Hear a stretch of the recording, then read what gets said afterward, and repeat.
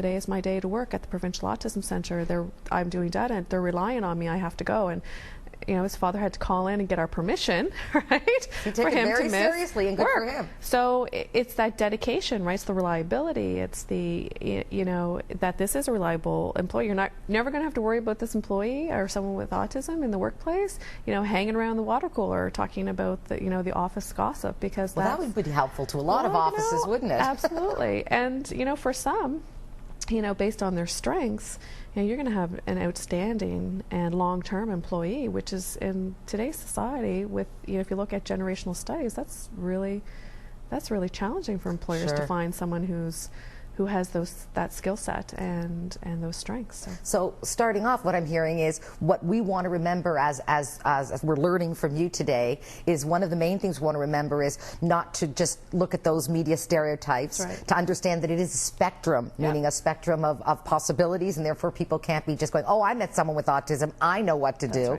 And that's certainly one of the things that happens. Yeah, we always say if you met one person with autism, you know one person with autism. Oh, that's a great line. I love that. Well, what we're going to do is we are going to come back and talk about your programming that I sort of stalled you on, because I first wanted to get a little more information on autism. And so when we come back, I would like to talk more about your specific programming and the fact that you really have two roles. You obviously have a role with your clients, but you also have a role with the community in sending those key messages out. And I'm excited to hear about how you're doing both. This is Tove at Inclusion Revolution. We're going to be right back on Eastlink TV after this break.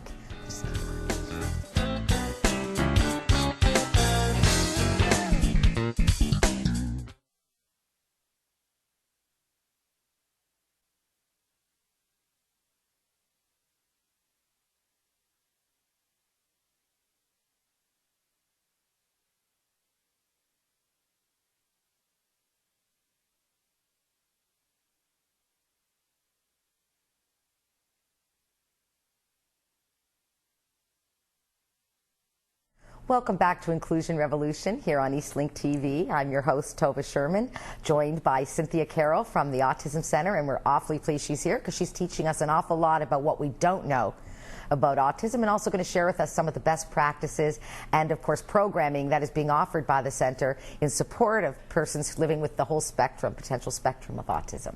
And I keep saying spectrum because I'm trying to really drive home the fact that it's not a single sort of, as you said, single one person. I've met them. As you said, we've met one person. That's right. And I'm going to be using that, so if anybody hears it, just pretend it's mine.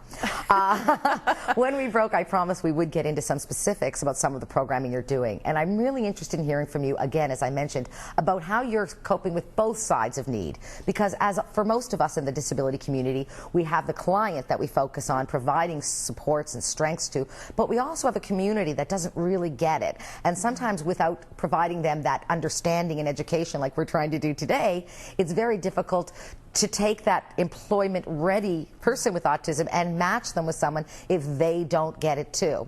So I'm really interested in hearing how you're dealing with sort of both sides of that equation. And I think your employment program is most fascinating to me because, again, I'm one of those people that didn't necessarily know that, autism and employment could be used in the same sentence. Yeah. And so I'm excited to hear a little bit from you about how that's working and how you're able to support both sides of the community to make it work.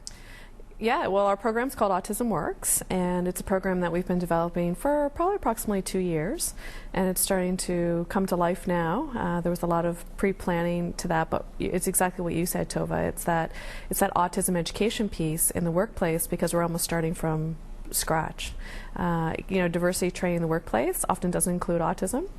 Although employers are encouraged to hire cross disabilities, they probably don't think of autism when they even think of cross disability because of all the reasons you mentioned before.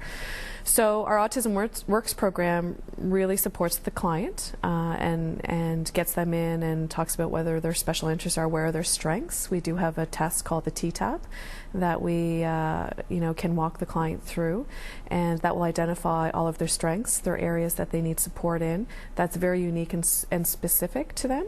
So is this a test, you'll forgive me just because I'm interested, this is a test that is something that has been sort of universally used? Is it something that you've been able to take and then refine, or it's just where it needs to be and you're just utilizing that tool? Yeah, it's a little bit of both. We've refined it a bit. It's can be in depth or more of a general test depending on the client. If the client has higher support needs, then we probably would do a more in-depth testing because that particular individual likely might need a full-time job coach in the workplace, for example, where someone who has lower support needs might just need, a general strengths versus area, where would the social accommodations need to occur for that particular employer.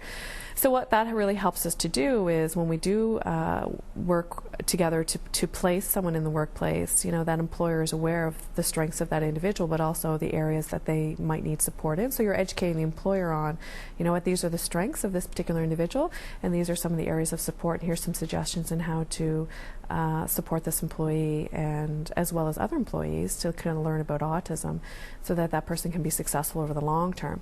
And this particular test actually came out of Division Teach, which is in North Carolina, and they've actually been running a successful employment program specific for autistic adults. It's nice to not reinvent the wheel, but maybe even improve it a little bit. That's right. And they have an 89% retention rate. That's incredible. It's amazing. That's incredible. 89%. I have to repeat it in case someone missed that. Yeah. Because that really is incredible. Yeah. So it's a structured teaching style, but it's a great teaching style, and we don't have to reinvent the wheel in many respects. On the side of educating the employer, we're actually getting ready to do a large province-wide autism education piece to targeting employers about the strengths of autism, and encouraging employers across Nova Scotia to consider autism when they're looking to hire employees. So we've had incredible success so far with our employment program. And let me ask you this, and forgive me for interrupting. I'm a little bit of an interrupter, mainly probably the ADHD. Sometimes I forget the question, but so I'm trying to get it out there. But what I wanted to ask you is, on the employer piece, there's another piece that needs education. I didn't really address it, but when you think about the process of bringing someone to employment, there's also community agencies that may not be, as you mentioned, autism specific, therefore don't have that knowledge, and maybe don't have the confidence that you have in that transition piece. Is it necessary? Do you need to, or is that piece in place in terms of understanding in the community agencies? Because as someone who's been in community agencies, as you know, for many years, I've got a lot to learn from you about the employment possibilities and how I can better support, because as a cross-disability person, when I do support persons with autism spectrum. So I'm really interested from you, how do you find agencies, or do you even need that link in between, or are you just heading to the employers? Because I find that it's an area that we don't really know a lot about, especially in that cross-disability community. No, absolutely. And one of the things that we hope one organization cannot do it all. I mean, you can't do it all. And if you think you can do it all, then we probably should have a discussion about why you might want to do it off screen. So it's really important for community agencies to work together, and we do work together. I mean, we work with Reachability. We work with other employment organizations in the city, for sure.